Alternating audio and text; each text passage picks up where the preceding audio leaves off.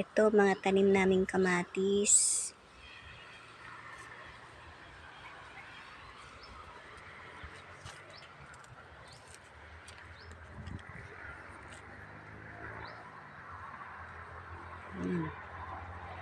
Maga't hapon, dinidiligan.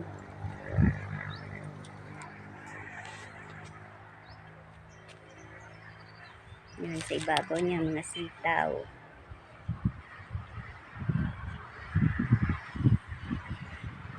Sa ilalim, mga talong, papaya. Kamatis din, maliliit pa.